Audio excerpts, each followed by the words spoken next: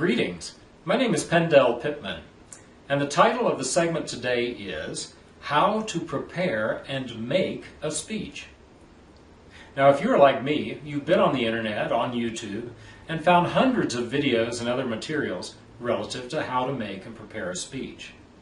So I thought I would focus on just a few elements relative to the making of a speech. Today we will briefly look at 5 objectives: how to work with the perils of stage fright, how to ready oneself for speaking, how to prepare in a specific venue, how to prepare your speech notes, and how to speak like a famous pro. I'm not alone in this. I thought I would bring in an associate, a man by the name of Samuel Clemens. Sound familiar? You know his pen name, Mark Twain. Mark Twain was not only a prolific journalist, but a preeminent speaker of his time. And he is sympathetic to our cause. Listen to this. My heart goes out in sympathy to anyone who is making his first appearance before an audience of human beings. By a direct process of memory, I go back 40 years, less 1 month, for I am older than I look. Each of us will have that occasion when we make our first speech. Mark Twain recounts his first speech and what he did to galvanize himself into action so that stage fright would not conquer him. I recall the occasion of my first appearance. San Francisco knew me then only as a reporter, and I was to make my bow to San Francisco as a lecturer. I knew that nothing short of compulsion would get me to the theater.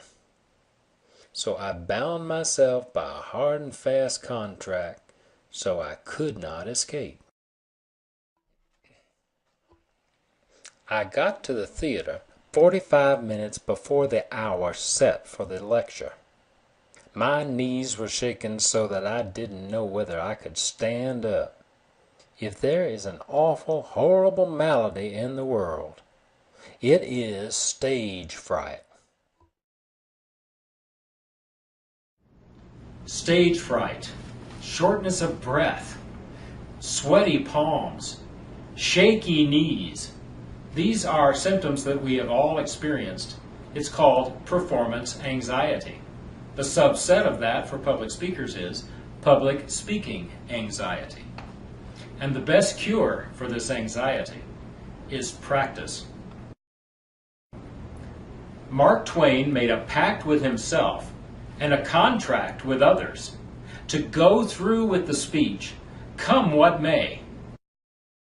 When I arrived, it was dark and lonely behind the scenes at that theater.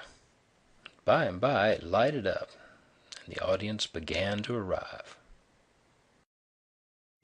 Mark Twain got to the theater 45 minutes in advance of his speech, so that he could experience himself and his speaking in the context of the theater. He walked the darkened theater.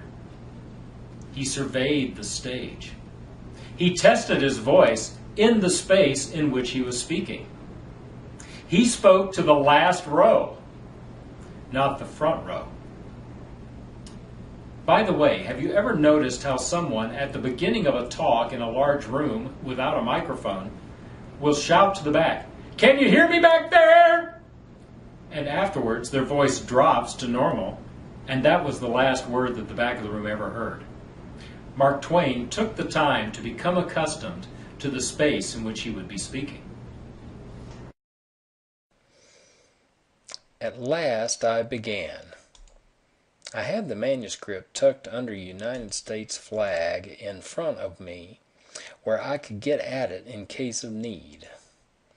But I managed to get started without it. I walked up and down. I was young in those days and needed the exercise, and talked and talked.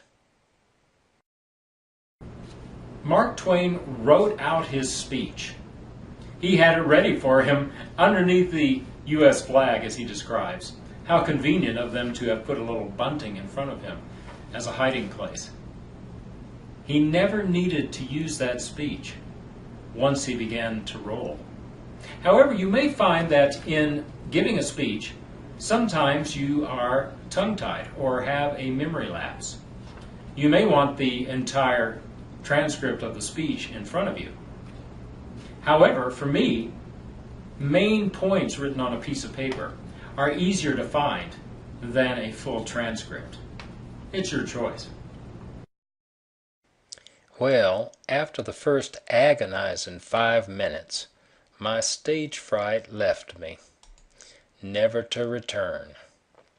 I know if I was going to be hanged, I could get up and make a good showing, and I intend to. But I shall never forget my feelings before the agony left me. Mark Twain had an uncanny ability to draw his audience in to what he was saying. You can too, by being authentic in your message, by being genuine with your emotions, by making eye contact with members of the audience, and lastly, by being yourself. I wish you well as you move forward with your public speaking, and take advantage of the resources that are available on the internet and at Toastmasters International. Local clubs are all over the world. Thank you.